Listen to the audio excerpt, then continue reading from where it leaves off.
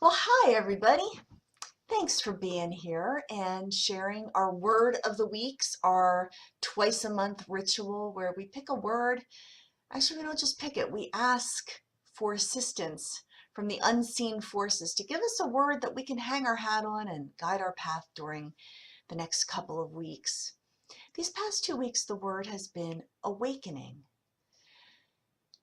This word means to either wake from sleep or to have a sudden awareness of something. I think if you've lived any life, there have been those moments where you've felt like you've been bopped over the head with an awareness of something, like you were woken up from sleep and it's like, what was I thinking? I should have known this all along.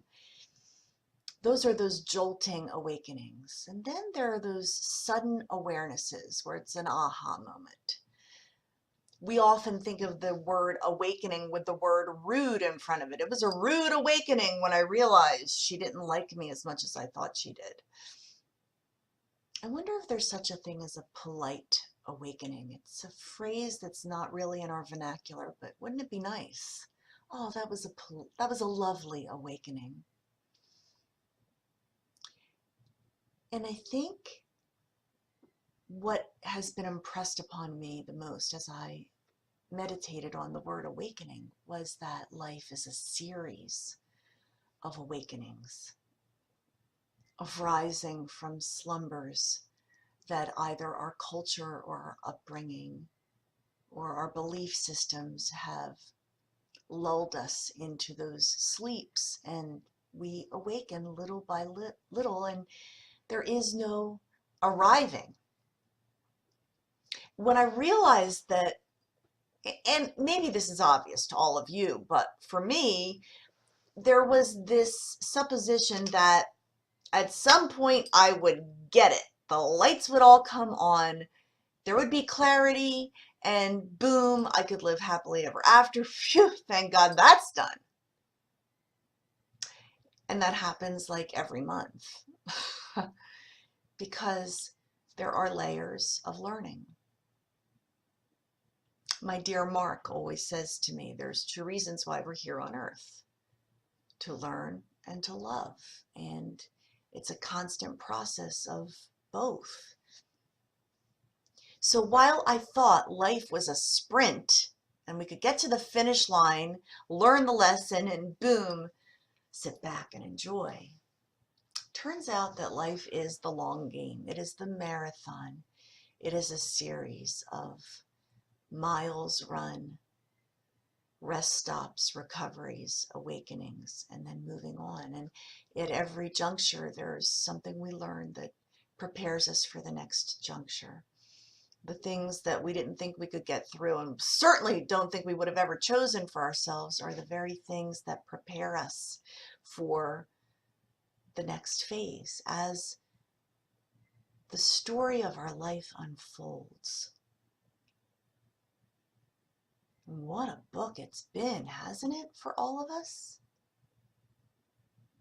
I do know that sometimes in the most frustrating times of my life where I feel chaos and unease, dis-ease, it usually precedes an awakening. And sometimes awakenings aren't brand new information. Sometimes it's stuff you know, but you just forgot. For instance, recently, I've been struck because I went through this period of chaos and confusion and frustration and banging my head against the wall that I was depending on Brenda and her own strength to do everything, make it happen, plow through. And there's merit to getting stuff done and self-sufficiency, but sometimes I forget that I can call for help. And not just from my friends or my family, my colleagues, but from the unseen forces that are there. Our friends and family who have passed on before us, they are angels ready to assist and help. The Holy Spirit, the divine, ready to assist. And I put it to the test this week. There was a project I was trying to get done, and it involved technical wisdom, which is not my forte. And I tried 5 times to no avail. I had to walk away from it because it was like, I can't get this. I can't get it done. And it's just wasting my time to try. And then I had that awakening, that aha moment of, have you considered asking for help? So this past week, because it had to get done, I said to myself, okay, self, it's not just all on you. Spirit, I need you to get involved here. Can you do what I cannot do? And it's not like I had faith more than the grain of a mustard seed. But I proceeded to open the project up again, and it was miraculous. Boom, boom, boom, boom, boom, done. Off my to-do list. It's something I always knew. It's something I used to teach, but I'd forgotten. So may you be reminded, and may you remember that life is a series of awakenings, each that give us the fuel and are the tool that we need to move forward and grow in life. This is the long game, the marathon, not the sprint. And note to self and note to you, you're doing great. So with that, I'm asking those unseen forces, the helpers, what do we need this week? And the answer is, oh, we haven't had this in a while. We need to take some risks. The word is risk. Maybe the awakening that you've been looking for is that you need to go for it.